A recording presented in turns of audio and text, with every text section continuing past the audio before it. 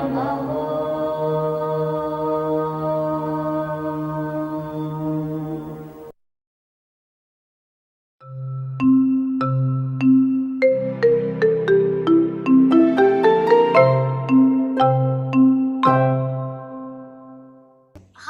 my name is Muddy, and today we're going to be talking about Abhishekam. What is Abhishekam? At the temple, you may have seen milk being poured on the Devi. Many devotees come in on Saturdays and get the opportunity to pour several things on the three main murtis, especially milk. The act or rituals in which an individual pours liquids on a statue is called Abhishekam. Abhishekam is one part of the puja sequence. This portion is where the deity receives a bath. Thanks for watching. Stay tuned for part 2.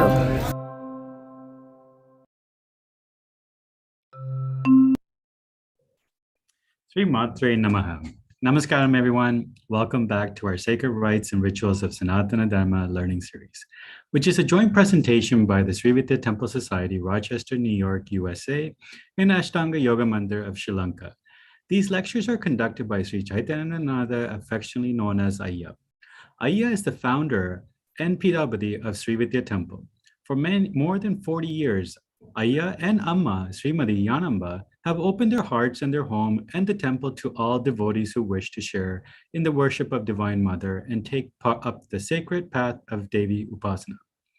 Throughout the pandemic, the Sri Vidya Temple has been delivering a wide range of classes for individuals from as young as 4 years old to our adult learners.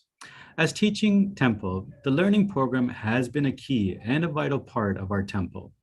It has developed extensively and continues to grow in hopes of sharing the wealth of knowledge that Ayya and Amma continue to shower us with. Balavidya is our children learning program for learners between the ages of 5 to 11.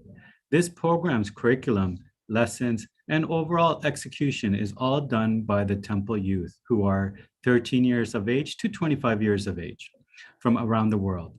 During the pandemic, the youth took it ways to continue sharing the teachings from Ayya and Amma and the temple in captivating way for our youngest learners. The Balavidya YouTube channel was created to share these teachings in a child-friendly approach and help break down the learning so newer and younger learners could grasp the concepts.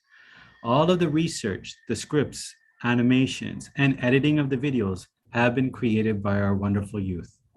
Today's video is from the new series titled Balavidya Shorts, or BV Shorts, which focuses on various topics within the Sanatana Dharma in a minute-long video segments. If you would like to see more of the content of our youth have created, please visit youtube.com/Balavidya. A few housekeeping reminders before we begin today's session. Please use the question form to share any questions you might have pertaining to the content discussed. For those viewing our live stream, our question form can also be found on our webpage, which is srividya.org/AYM-lectures. At this time, we will hand it over to Ayya. Thank you.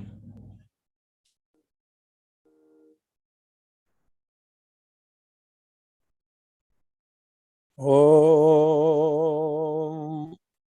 Hamsasiva Soham Hamsaha Hasaka Frame Hasakshamalavarayum Hasaum Sahakshamalavarayim Sahau Swarupa Nirupana Hetave Swagurave Sri Annapurneshwari Amba Sameda Srila Sri Amrdanandanada Saraswati Mahapattaraga Sri Guru Sri Padukam Pujayami Tarpajami Namaham. Namaskaram. I prostrate before my Guruji, the esteemed Srila Sri Amrdanandanada Saraswati of Devipuram, India. Pray to him that he sit on my heart lotus and speak through me. We started to look at the main functions that occur in a temple. Abhishekam, Homam, Archanam, Kirtanam, and so on and so forth. Now, we also saw that in the ancient texts, they talk about Patram, Palam, Pushpam, Toyam. Patram, the leaves that are available during that particular season. Examples, Bilvam, Tulasi. Palam, fruits that are available during that particular season can be used for offering. Of course, there are exceptions. We will talk about that some other time. Patram, Palam, Pushpam. The flowers that are available during that particular season can be offered for worship. And Toyam is water. The moment water is mentioned, one should have a clear idea as to why water is extensively used in most Sanātana dharmic festivals and rituals. I take you to a time when we discussed Dr. Masaru Emoto's experiments with water and the hidden messages in water. This is not a forum for me to go back into that and explain it. You may please refer to the earlier lectures to see what this is about. Now, Abhishekam, when the Abhishekam is performed, it naturally will imply various dravyams, various items that can be used for Abhishekam for particular purposes. We also saw that in ancient times, no one was permitted to see or witness the Abhishekam. For example, in a temple like the Meenakshi temple, Sundareswarar Meenakshi temple in Madurai,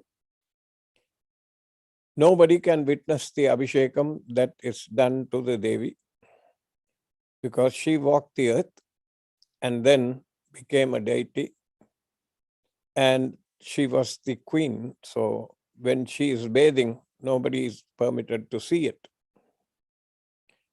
Eventually, the Abhishekams that were conducted in temples to the Mula Murtis, that means to the deity sanctified in the sanctum sanctorium, that Abhisheka dravyam that is used, extensive dravyams, that means extensive items have been used at one time or the other. We will go through them. There are a list of about 26 items that have been used before. And in the ancient times, the kings made arrangements so that the water would be, and the Abhisheka dravyams, once they are used and they are washed away, will be directed to the temple tank. And the mantras and whatever power that it carries, with that, the people who come and according to the old customs, they would bathe in the temple tank. And they feel rejuvenated.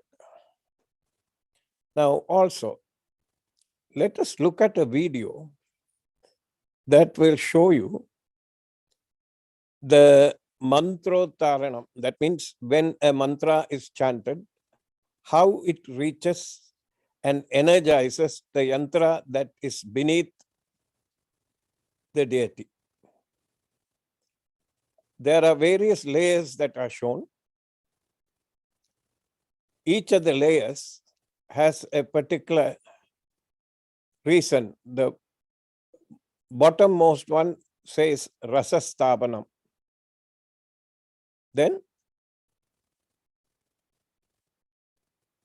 Dravyastapanam. Then Devastapanam, Ratanastapanam, What is that one? Kurma Stapanam. And Shankha Stapanam, Sri Yantra Stapanam, Gayatri Yantra Stapanam, and the yantra of that particular deity that is to be installed there. You see the dotted green lines, they show the mantras being chanted from different sides of the murti, this being a Subramanya murti with 6 faces and all the weapons in the 12 hands. The dotted lines show you how the sound enters through the pointed surfaces of the murti and is transmitted down the midline of the murti straight to the bindu sthanam of the yantra of that deity.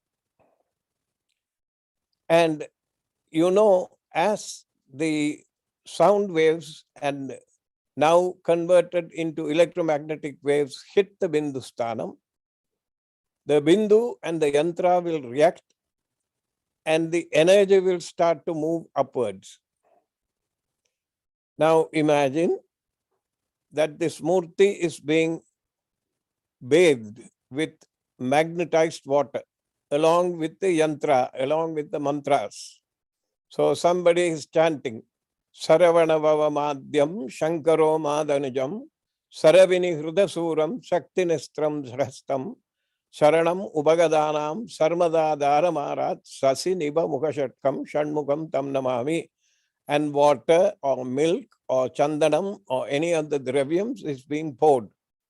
Just like in the yogic parlance, when the breath is taken in and the breath goes down towards the Mooladharam, the Shakti rises in the opposite direction. So imagine when somebody is pouring water or milk, chanting this Kumara Sruttam or Rudram, Namakam, Chamakam, the power from the yantra is rising up in the opposite direction, and from there it enters the water vapor rich atmosphere of the Moolasthana of the sanctum, and it will reach the devotees. If you are, the closer you are to the sanctum, the more powerful that Abhishekam can be. Now this is shown as a Shanmukha Vigraham here, just for the sake of the yantra sthapanam. There are, if you can see, beneath the main yantra of the particular deity, there are other yantras that are placed normally. Gayatri yantra, Sri yantra, Shankam, the Shankha sthapanam, Kurma sthapanam, Ratana sthapanam, Devata sthapanam, Dravya sthapanam, and Rasa sthapanam. See, these things have to be placed in that particular order, and each of those layers, if it contains a yantra, like the first 3, they have to be energized by a competent authority. Those people are called Uttama Adhikari. That means somebody who has received that particular mantra. If it is Gayatri Yantra, Gayatri, Purna Gayatri, and that person should be able to do Akshara Laksham of that mantra before it is installed. Otherwise, the rising up of the power from the yantra will not take place. It may take place, but minimally. If you perform it to perfection, like the Sri Yantra Sthapanam, somebody has chanted Panchasakshari 1.5 million times, which is usually supposed to be done. In our temple, somebody did it for 2.5 million. And the energy is to be maintained by the pujaris who perform puja 3 times a day, and the yantra remains very much alive during this time. So the Abhishekam, various articles are used. Now, the Abhishekam things that need to be kept in preparation after Anushtanam. If we can go to the slide that shows the spread of the various articles. One must spread a white cloth, and on that white cloth,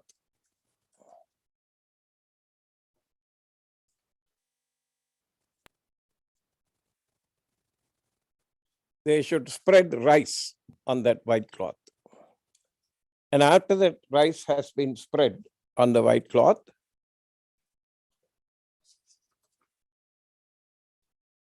the milk that is going to be used for the Abhishekam should be placed in the middle. Spread the rice on top of the white cloth, place the milk in the center. In the Uttara, that is northern part, northern side, honey is kept. In the south, ghee is to be kept. In the west, unrefined sugar, that is jaggery, is to be kept. In the east, yogurt is to be kept. And in the northwest, mangoes that are going to be used, that should be kept. And in the southwest, jackfruit should be kept. In the southeast, bananas should be kept. And in the Ishanya direction, northeast, fragrant dravya tirtham. That is, tirtham that has been infused with perfumed substances like cardamoms. We went through this last time, cardamoms, cloves, and if it has been already, if we have already chanted, that water will now become magnetized, that water should be kept there. Now, Abhishekam ingredients in this way, I have never seen in any temple they do this. Because for one thing, it is not just inconvenient, they have difficulties in arranging this with the people around and with the devotees around, because these days, people are permitted to see the Abhishekam.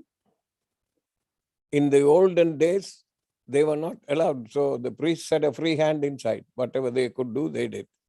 Nowadays, it has become a little difficult. So most of the rituals, as usual, in temples have been cut short. They have been abridged to suit the time and purpose of what they are doing. Now, in the Abhishekam sequence also, all of these materials that are there, honey is to be kept. Now, when you pour honey on stone, it is always to be preceded with either milk, yogurt, or ghee Abhishekam. The reason being, you cannot completely get rid of the honey after it is on the murti, if it is a granite murti. Of course, if the murti is made of marble, usually Abhishekam is not done, because marble is a soft material and it can get completely eroded with acidic material from fruits, like fruit juice, orange juice. The citric acid and ascorbic acid will create little irrigation channels on the murti after some time. So marble murtis, you cannot do the Abhishekam. It's just alankaram. In a granite murti, when you pour the honey, however much the granite has been cleared, not all of the deity is polished. It will go between the crevices in the cracks and it will damage the stone. So what they do is, when they do the Abhishekam, first one is Toyam. That Abhishekam, nobody is supposed to see. So behind the curtain, they will pour the water on that Suttodakam. But that Suttodakam also should have perfume materials inside, like Padiri Poo, Vatti Ver, all these things. That means it implies that they have to be soaked for some time. Now you understand why we, before Navaratri and other festivals, at least 24 to 36 hours before the festival begins, the Ghatastapanam, that means installation of the kalasams, can begin. What we would do is put the dravyams in the water and let it soak for quite some time. Now, Padiri, if you see this, Bignonia, that is the flower. Blue lotus, Utpalam, Nilotpalam.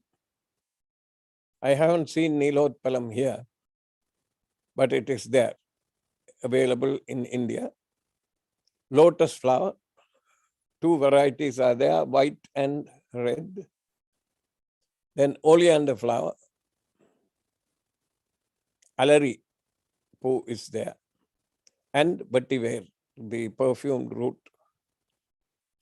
I told you the reason for the vetiver is that in the vetiver, when it soaks up, whatever the oily material that is inside will infuse into the water.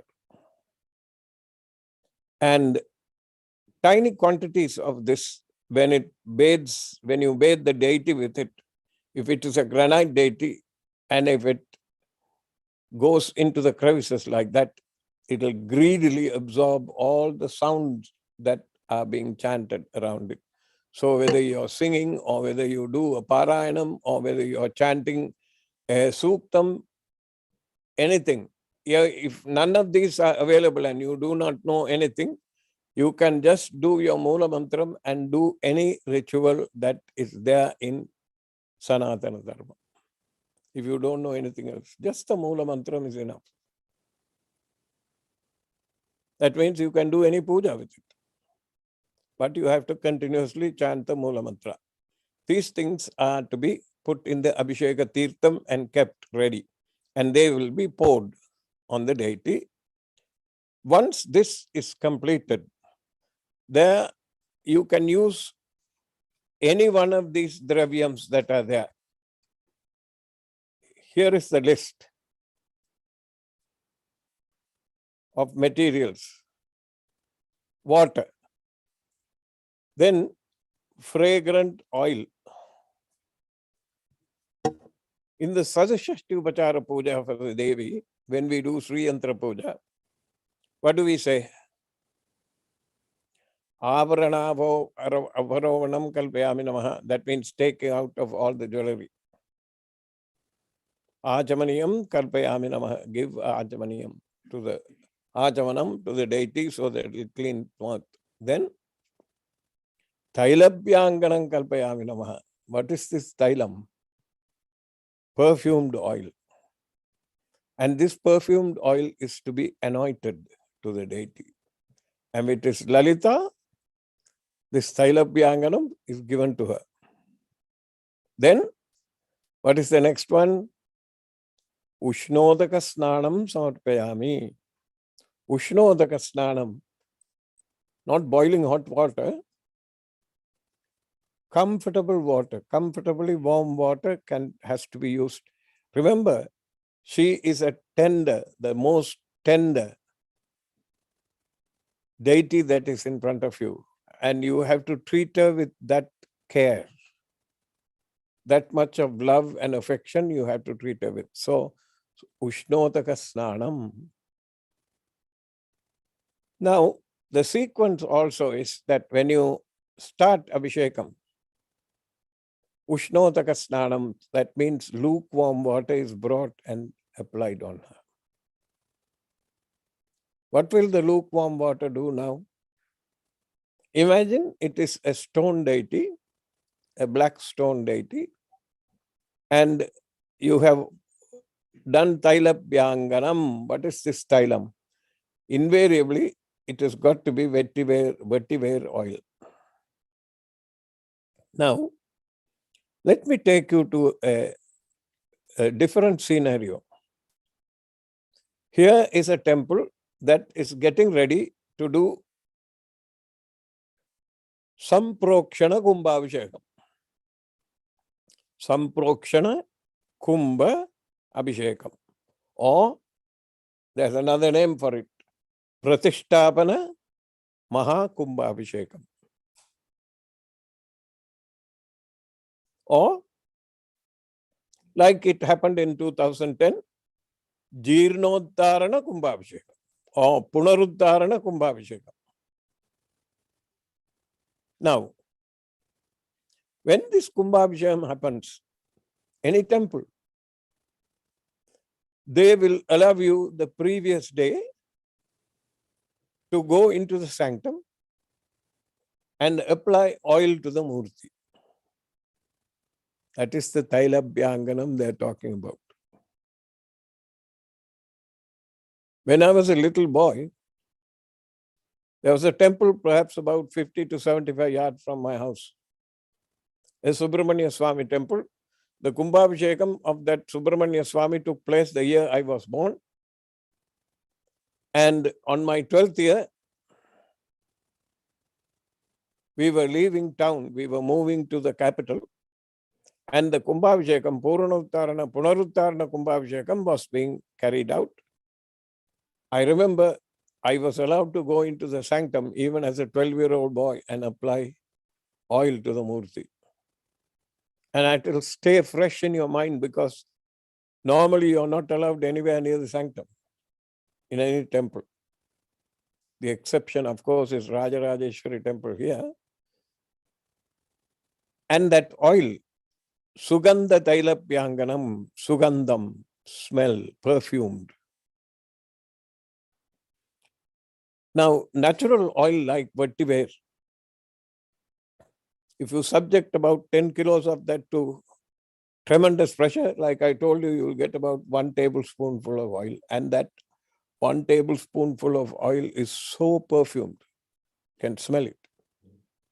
Somehow, that oil is the oil, let us say, that you are applying to the Devi. So, Ushnodaka Snanam, that oil will be there and it will spread with the water, warm water. Then what is the next Abhishekam that you perform to Lalita in the Sadishashti sequence? Sakala Tirtha Kanaka Kalasachyuda Sakala Tirtha Abhisheka Snanam Kalpayami. Kanaka in a gold kalasam. Kalasa, Kanaka Kalasa in a gold kalasam. You go around the world. Sakala Punya Tirtha Abhisheka Snanam Kalpayami. So Kantaki, Ketaki, Ganga, Jamuna, Saraswati, Godavari, Krishna, Chitravadi, Vaigai, Sabarmati, Kaveri, all over the place, Nile, right? Any Missouri, Mississippi, Indus, so many rivers are there. You are supposed to travel all over the world, collect Punya Tirtham, remember, any river is sacred. Right throughout history, if you look at the history of humankind, they always settled on the banks of rivers. Civilization began on the banks of rivers. Why? Because the rivers were life-giving. Kaveri, now it is called. Why Kaveri? Ka is Punga. Gardens, floral gardens, Punkaviri. On the banks of it, there were lots of gardens. Every river on this planet is like that. It's life-giving, it supports life. So, therefore, all the rivers are sacred. I remember in 1988, when Guruji was here, my Guru, one of the devotees, a senior devotee, gave him a Banalingam. He took this Banalingam, and when we went to the Niagara Falls, he went down and went up to the place where the water is falling and placed the Banalingam there and came and said, let him receive eternal Abhishekam. Now, because it is a Bhanalingam, all the people who are living downstream from that place are going to benefit. Anybody who takes the water, uses the water. Such was his compassion. So, Kanaka Kalasachudha Sakala Tirtha Abhisheka Snanam Kalpayami Namaha. Now, here is where we now bifurcate. Because of the devotees' desires, various dravyams, various articles, various products have been introduced. The main one is called Panchagavyam. Pancha 5, Gavyam. 5 products that come from a cow. Gomayam, Gochalam, Kshiram, Dadi, and Ajam. Ajam is ghee. See, cow's milk, cow's dung, cow's urine, cow's yogurt, cow's ghee. Mix the above ingredients and do a puja to the mixture with Pancha Brahma mantras. What are Pancha Brahma mantras? Satyojadam prapatyami satyojata javai namo namaha. That sequence. And energize it before Abhishekam. Dharma can be added to this mixture. But I was very surprised when I looked at how much of each item is to be added. There is a particular proportion. Okay? Some of it is in kilos. So I don't know whether that is possible here. Even if you want to get the cow's products like this, you have to go to an organic farm. You cannot go to a place where they feed them artificial, feed, animal feed, because sometimes, most of the time, they have various things that have been taken from a slaughterhouse and it's added into that. So animal protein goes inside. That is not required. It has to be an organic farm. And last time I started telling you how you have to collect it. Exactly how you would collect the cow's dung for making vibhuti is how you will collect this. So little quantity is taken and you can mix it and then add milk to it. So after the water has been poured, Panchagavyam, the purpose of this Panchagavyam is purificatory. You have to purify the thing. So purification is the first purpose. And after the puja is done to the Panchagavyam, the pujari is supposed to take a little bit of it inside. So he is purified. And Panchagavyam is now added. Panchagavyam is used on the deity and washed. Remember, after every dravyam, those of you who have the opportunity to do puja at temples, for example, our temple, if you get an opportunity, remember, after every dravyam, every item that you use for Abhishekam, you must use Suddhodakam. Water must be used. And after you do the Abhishekam, the normal sequence is you must apply Kunkumam to the deity if it is a Stri Murti like ours, and offer Naivedyam. The practical way of doing something like this, most of you know that immediately after Navaratri, that we have a sequence where we have Kulirti Abhishekam. Kulirti Abhishekam means exactly that. Kulirti means to cool down. After 10 to 12 days of constant mantra javam and homams performed with very powerful mantras and suktams, 5 suktams every day minimum, Abhishekam is done to her daily.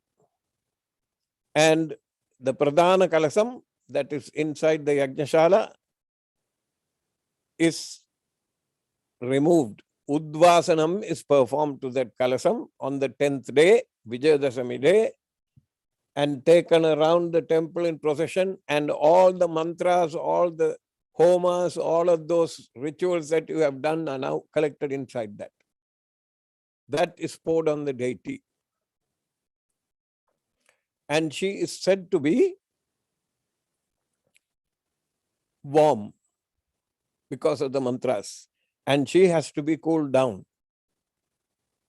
So Kulirti Abhishekam is done in our temple using minimum of 25 potfuls of water. You can see one of those potfuls of water is being poured on her. So like that, after each dravyam, you should offer her naivedyam. Mainly, usually it is fruits. If you are in a position where you have so many volunteers who can come to the temple and who can prepare the naivedyam in the proper sequence, in the proper manner, in the proper method, then you can offer her cooked naivedyam. But that's always a pipe dream. What they usually do in big temples, I have seen, they will make sweet rice, chakara pongal, and that is divided into about 25 portions. And after every Abhishekam, that is offered. That's allowed. That's okay. So now, let us look at the list of things that are there. So water we saw, fragrant oil we saw, panchagavyam. Then ghee, panchamritam, milk, yogurt. In different temples, they have different sequences. So don't take this as a sequence. These are just the list. This is a list of whatever that we can. Do we have a slide on that? On the number of, on the articles that are used for Abhishekam? Like we saw last week and the week before, Abhishekam in the Agama Shastras is recommended for only 24 minutes. 24 minutes, not 25, not 26. 24 minutes. And in some temples, 48 minutes is allowed. Now you see, here there are 19 items. Rice flour, fragrant oil, rice flour. Now see, Abhisheka Dravyam order is different here. What is this rice flour used for? The rice flour, over a period of time, usually if it is a Sila Vigraham, a granite murti, invariably the Abhishekam water will contain turmeric and other perfumed and other powders, herbal powders. Just imagine, you're pouring Abhishekam with milk. In the milk itself, there's ghee. And after you do milk Abhishekam to a deity, you touch it. The next time you do that, touch the deity and see there's an oily consistency on your fingers. That is the ghee that is there. As you keep doing this week after week, day after day in a proper Shiva temple, 6 times a day they have to do Abhishekam. 6 times a day.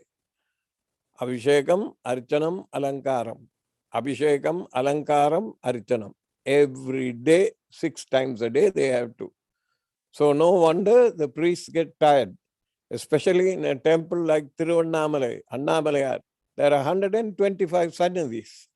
You can imagine how tiring it can get, but they have to do it and they do it. So when you do pour the perfumed water and the water containing turmeric and all these things, it will react and it will become caked to the murti.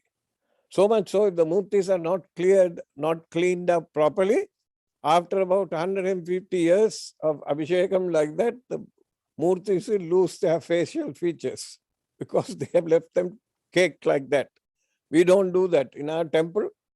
What we do is rice flour, say a few days before the festival, rice flour is mixed with yogurt and applied to the Murti. And it is left overnight for the Murtis.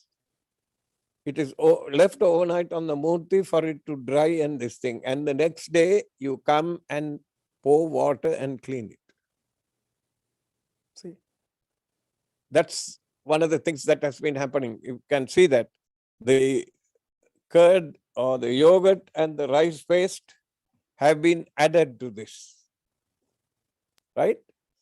So now the Murti is ready for Abhishekam. This is to be done before. I think I will stop here for this week and then start answering some of the questions. If you can start giving me the questions.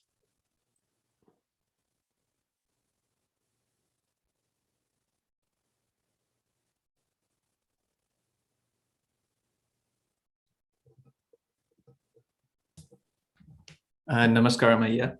So Namaskaram.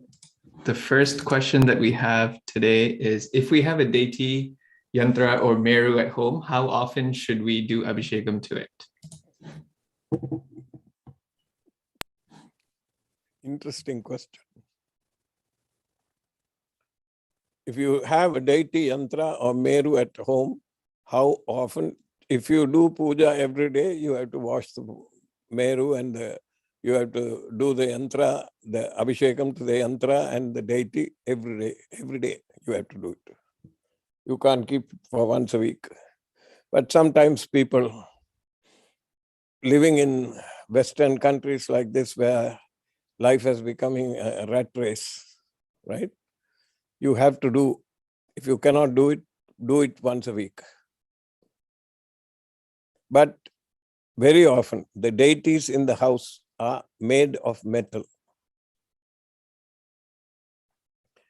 If you have a deity made with granite, and if you are worshipping it with the Yantra Sthapanam at the bottom of it, you have to do Abhishekam every day. How difficult is that? A chambu full of water, little pot full of water is enough. That's all you need. And when they say perfumed water, what will you add? You can add a pinch of edible camphor in it and a couple of pieces of cardamoms. Enough. So you collect the water in the pot. I'm assuming that the puja is in the morning. You collect the water in the evening, put this stuff inside, cover it, let it soak inside, and the next day morning you wash the Meru and the Yantra with it. So you have satisfied the agamic requirement that the water should be perfumed. Next question. The next question is, you have said vetiver oil, when applied to a granite murti, helps increase the absorption of the mantra.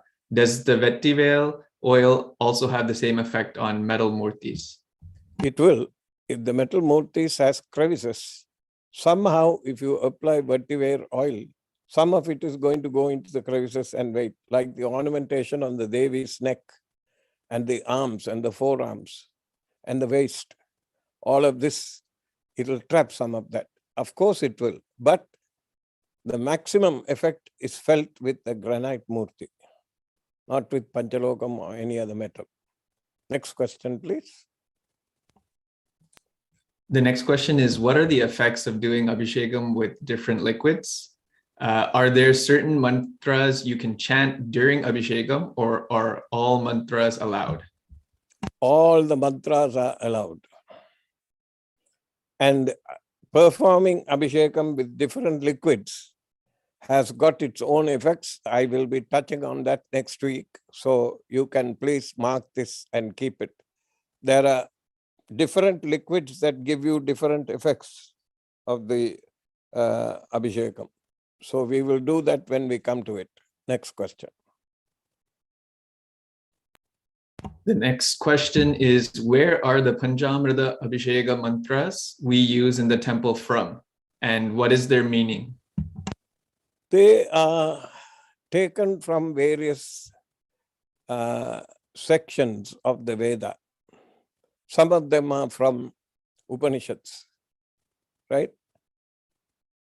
And these are not the only mantras that are there for Panchamrita Abhishekams. For instance, the Panchabrahma mantras that you use, Satyojatam Prabhatyami Satyojataya Vai Namo Namaha Bhave Bhave Nadi Bhave Bhavaswamam Bhavotpavaya Namaha Suddhotakasnanam. Or Mandiramavadu Niru, Vanavar Meladu Niru, Sundaramavadu Niru, Tudikkapaduvadu Niru, Senduvar Vaime Pangat, Thiru Alavayan Thiru Nire Suddhotakasnanam. You can use the Panchapuranams to do Abhishekam. Or you can use Nagendraharaya Trilochanaya Pasmangaragaya Maheshwaraya Nidyaya Suddhaya Digambaraya Tasmai Nakaraya Namashivaya Suddhotakasnanam. Anything from your choice. So the meanings, what are their meanings? Each one of them has a different meaning. I think I will put them down in the form of a slide so that you can download it and keep it. If I go to start interpreting each one of them now, you're going to be here the whole night. Okay?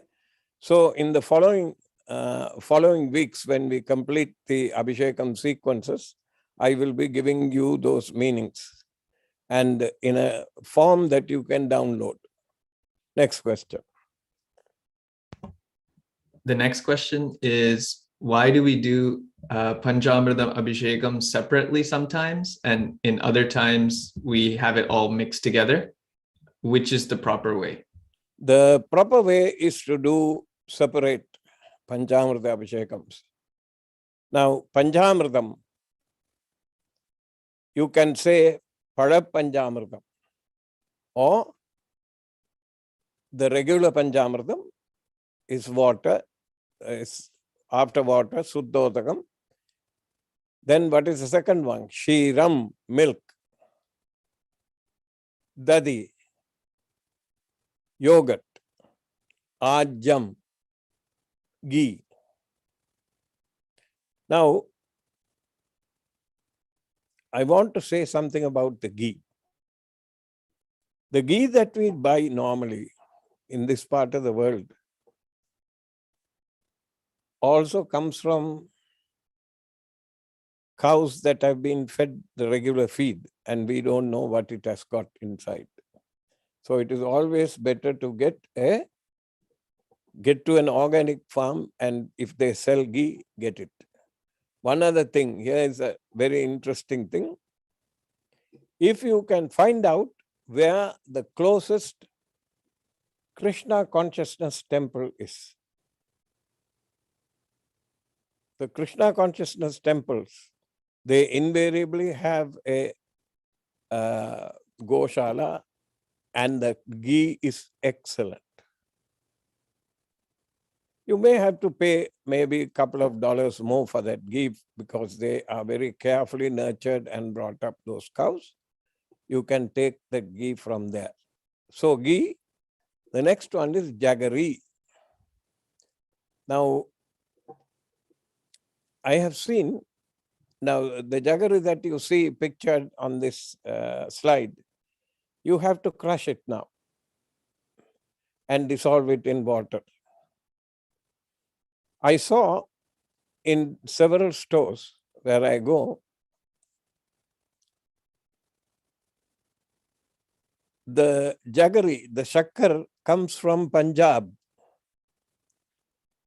which is most of the time described as the breadbasket of India because they are great farmers in the state. And they produce all kinds of things, and with reverence they do these things. And the shakkar that you get from Punjab is powder form. And that will be easier to use, especially when we are using it to make a pindam, Pitru Karyam, that will be very useful. Okay. Then Jaggery. Shirasnanam, Dadisnanam, Ajasnanam, Madhusnanam. Next one should be after ghee, it should be honey. What is the secret in using ghee? The ghee will form a barrier between the stone and the ghee and the honey from going inside and damaging it. See how smart those people are. So the ghee will be there, however much, unless you put a shampoo and clean the thing, that ghee won't go, it will stay.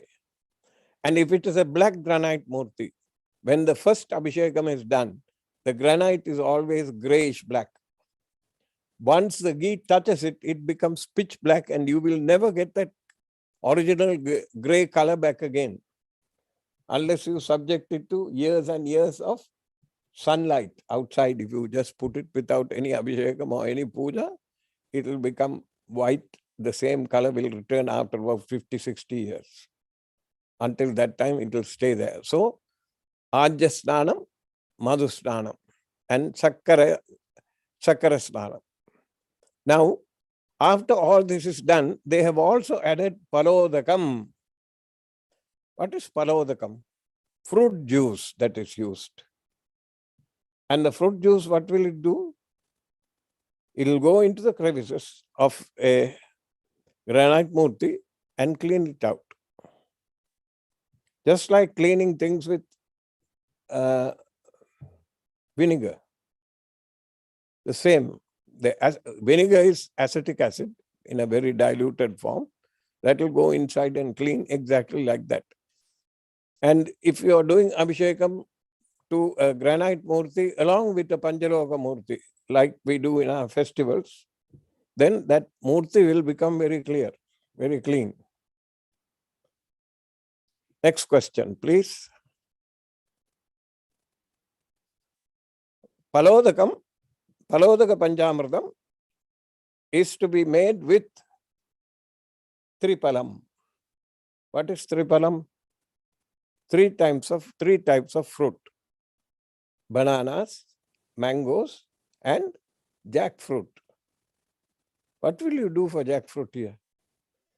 I know in places like Toronto, you can buy it if you order it. But see this Panchamritam, Mukkani, mango, jackfruit, and banana. And see, number 2 is, it says other fruits. So you can Ridu Palam, Ridu Pushpam, remember, apply that.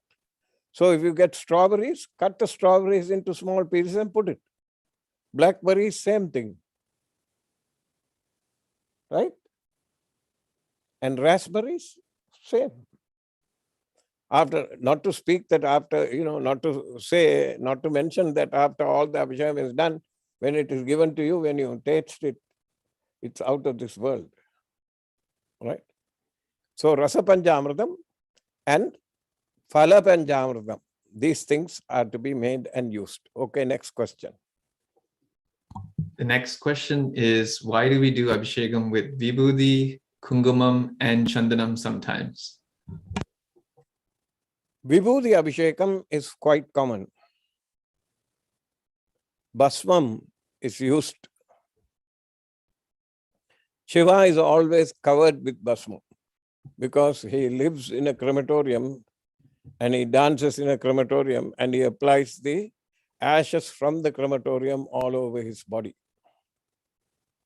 I'll tell you a story. There is a place in Madhya Pradesh. When we went to the temple, we had to get there by 3:30 in the morning. And I actually knew what they were going to do to that deity, but I did not tell anybody else who came in the group. Some of them knew. We wanted it to be a surprise for them. And when you try to enter the temple, if you are a man, you have to wear a dhoti in the form of a panchagacham. You can't wrap the dhoti around you and go, they won't let you in. And no shirt. If you are a lady, now this is a North Indian temple, remember, where Punjabi costume is almost like a national dress. They'll stop you at the entrance and ask you, why are you not in a sari? You are an Indian, aren't you? You should know how to wear a sari. Without a sari, we won't let you in. So you can't go in. And once you go inside, only a limited number of people are allowed, maybe a maximum of 35 to 40 people. You go and sit. After that, they'll stop the people from coming in. Exactly at 4 o'clock in the morning, one of the priests will come with a muslin bag. It's full, you can tell. And he'll stand over the Shivalingam and do this. And you think that vibhuti is cascading down on the Shivalingam. It's human ash collected from a crematorium and brought for that particular purpose. Fresh human ash. And the priest will come out and say, before he does it, he will say, ladies, close your eyes. Because they are not supposed to. I have no idea why that is so, but they are not supposed to look at this Abhishekam. With of course, the people who came with me, they were watching. And after that, you are allowed to go inside. And I have seen people take the thing and go thinking that it is vibhuti. They have no idea what it was. I am told the same applies in Kashi Vishwanath temple. Same thing happens. Once every day in a 24-hour period, they will collect ashes from one of the many crematoria that are there around that area and do the Abhishekam. So, last question. Vibhuti Abhishekam, Vibhuti Abhishekam is conducted to remind you of that Pasmadharanam. Kunkumam, many temples, almost 90% of the temples that I have gone, I haven't seen, unless it is a Muthumariyamman temple or a Muthumariyamman temples, I have seen them use Kunkumam for Abhishekam. If you go to some of the temples like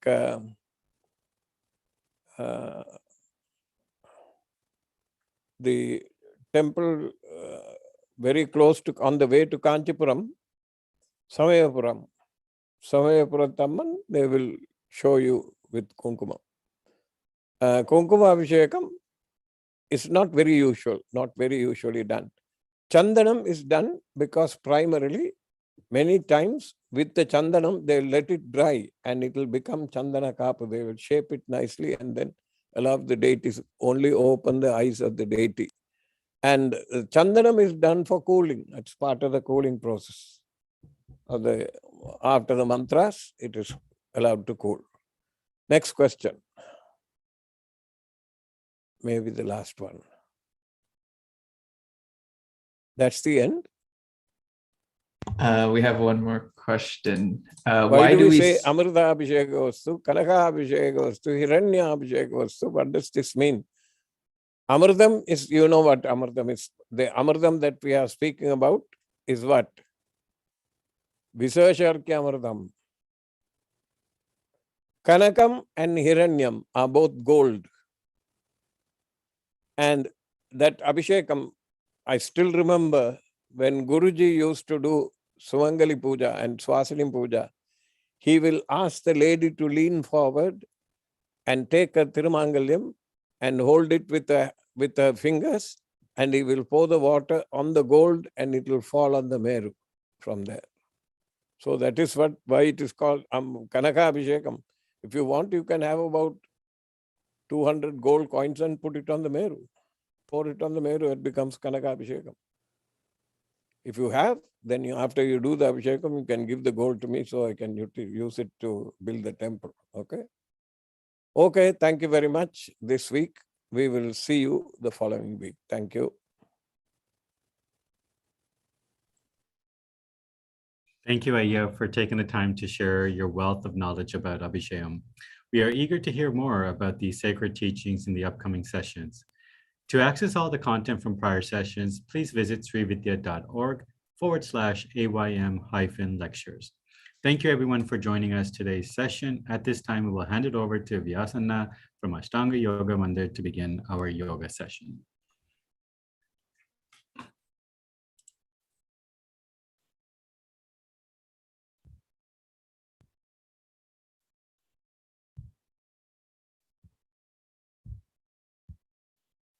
Greetings and namaskaram to Ayya and to all the members and devotees of the Sri Vidya Temple, members of the Ashtanga Yoga Mandir, and those all who are observing the session via live stream. Today, we will do one of the very important practices. Generally, if you say nowadays, the human body, the human mind, the human personality is filled or influenced with anger and anger-related emotions. Anger, frustrations. So generally we say Kama, Krodha, Lobha, Mada, Mach. Starts from irritation and moves into restlessness. From restlessness moves into frustration. From frustration moves into anger. From anger it branches out and then sometimes it becomes helpless. And from helpless it goes into the different emotions of anxiety, and from anxiety it moves. So it is a chain of activities. But if you nicely observe, it is an incidence which leads into these things. Our body is not a storehouse to have these emotions, but we are exposed to such emotions. So for that, this practice what we do, like apart from the deep pranayama practices, from the yogic nidras, these are all very efficient practices. But in a very short duration, if you feel a sense of anxiety, a restlessness, an anger, a sense of boringness, a sense of boringness also is a sense of helplessness. You can do these specific yoga practices. Bring your palms in this position in Adi Mudra and ensure that you have a firm grip. Bring your knuckles together. So you will see the knuckles, these knuckle points are there. Place it. Just keep it. Don't touch the body, but just keep it in this position. And you will slowly start doing this movement with normal breathing. When you are doing this practice, sometimes you will see for some people this will get relaxed, but you need to have a grip of it and then you will slowly start doing it. So you can do this of 27 of 4 rounds. So you do it for 27 and then you keep it down, then take it up, do it for 27.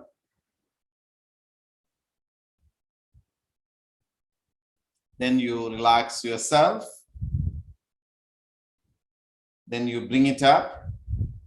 So after the second round of the 27 counts, those who have learned the Jalandhara Bandha technique, what you will do is, you will take a deep breath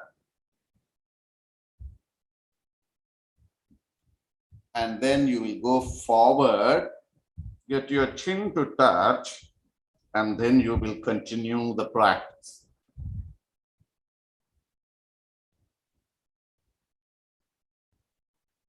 And then slowly you will come up, and then you will relax again.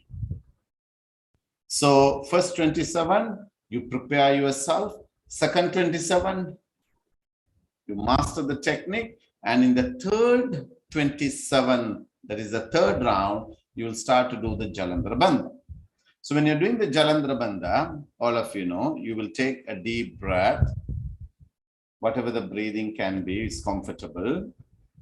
And all those who are into energy management, that is those who are doing exercise or gym or yoga, or even those who are into mantra chanting, it becomes very easy. You take 9 breaths for Jalandhara Bandha.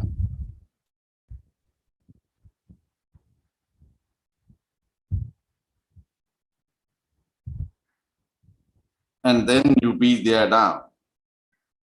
And then see whether you are able to be there for double count of it. Or you can maintain the same.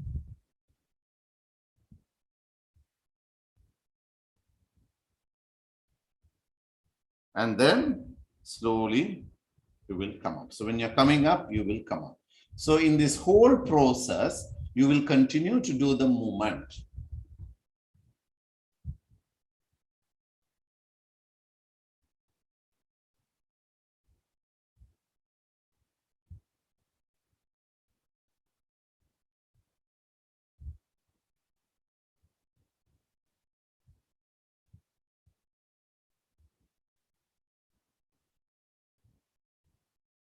And relax yourself.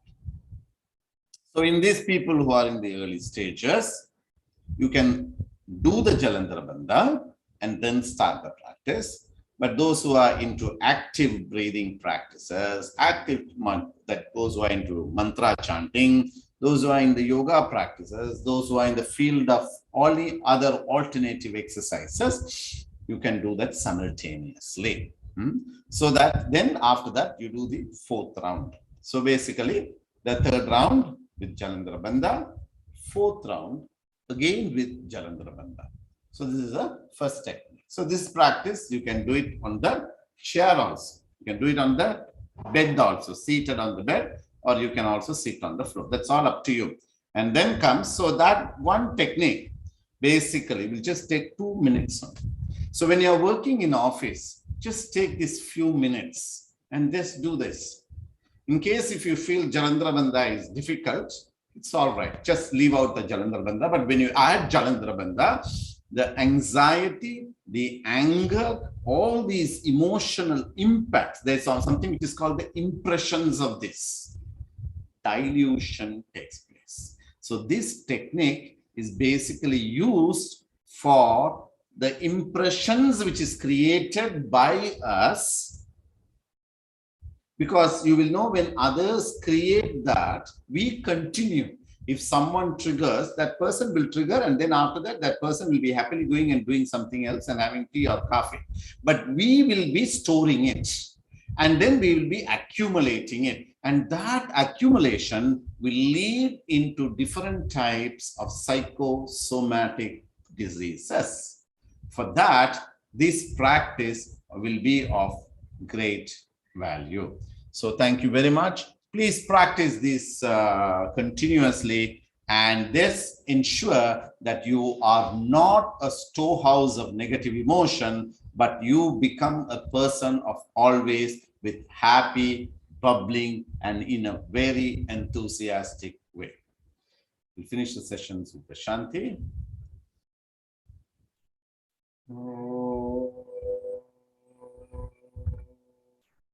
Om Shanti Shanti Shanti.